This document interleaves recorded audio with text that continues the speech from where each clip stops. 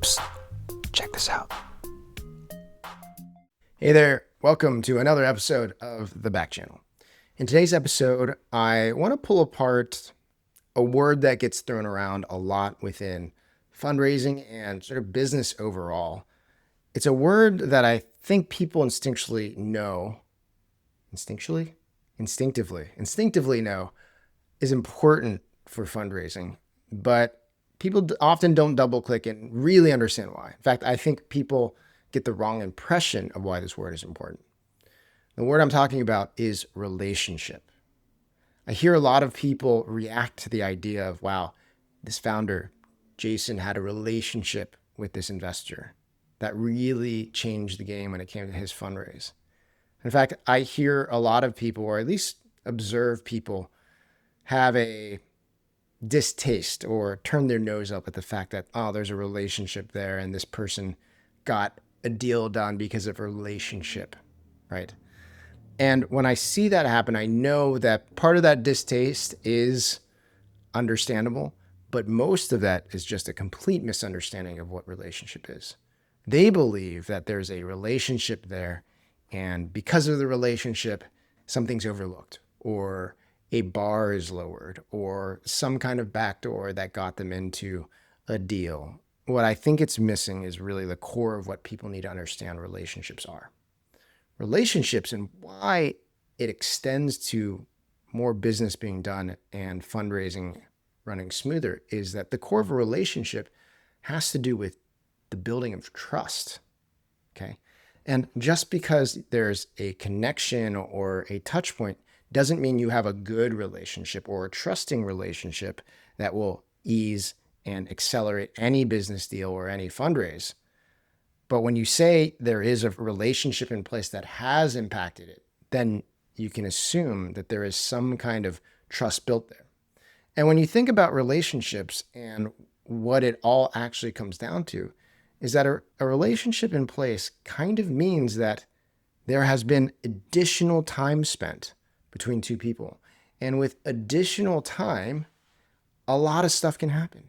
More time can be spent understanding someone's business, understanding the story, where it doesn't have to be consumed in a 30-second blurb or a 30-second soundbite and then excitement be created, that over time you can learn more about something and get excited about it. It also means spending more time with an individual and uncovering some of the special qualities of someone, not needing to do that in between pitch notes, in between slides, in a first call over Zoom. And these are the two important things that you have to realize that relationships add to when it comes to a fundraise process. There are a ton of easy to make mistakes when growing a startup. I feel like I've either made them all myself or seen them all as an advisor and investor.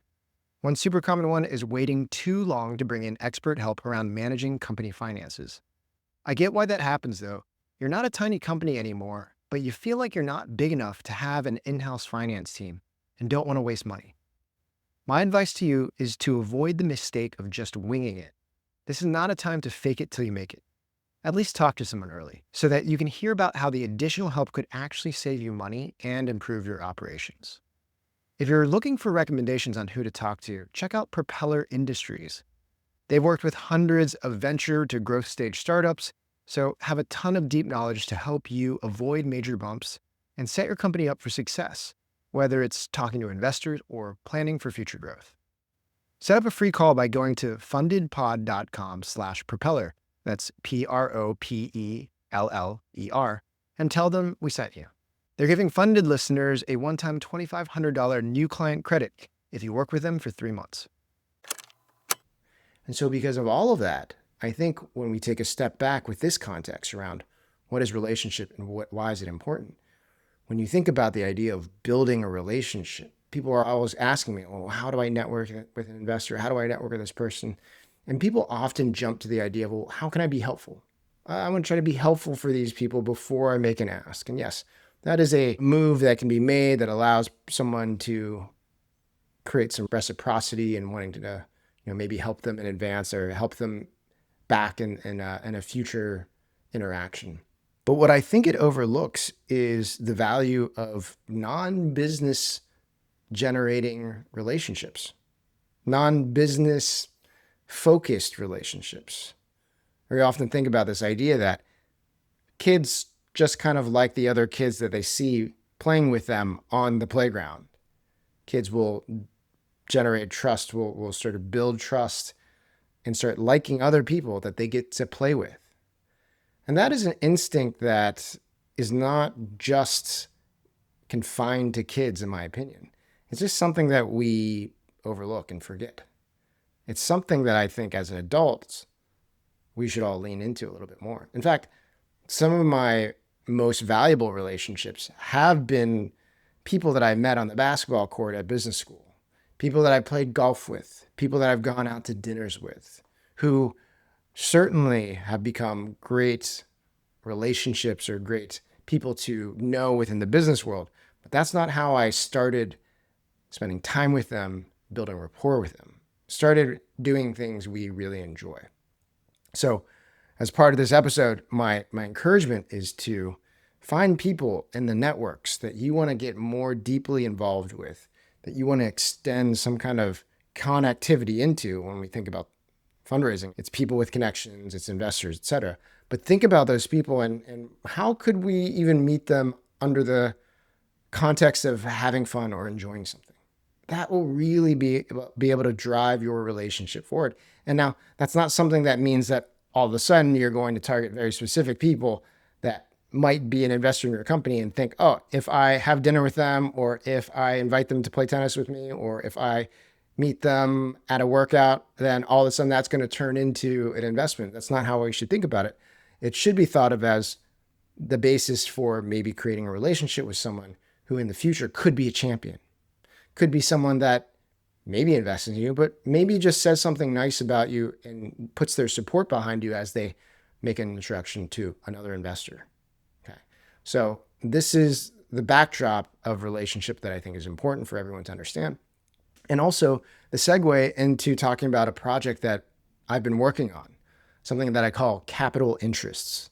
Capital interests is my company and my team's work around building databases and lists of investors organized not by the things that people naturally do, which is, okay, what are the industries that they invest in? What are their strategic thesis and strategic organization around investing? What are their check sizes, et cetera? But instead saying, who are the investors that are all into this passion? Who are all the investors that I could potentially invite out to paddle out to go surfing, to go to a cooking class with, to go watch UVA basketball with? These are the lists that I think are really interesting relationship builders.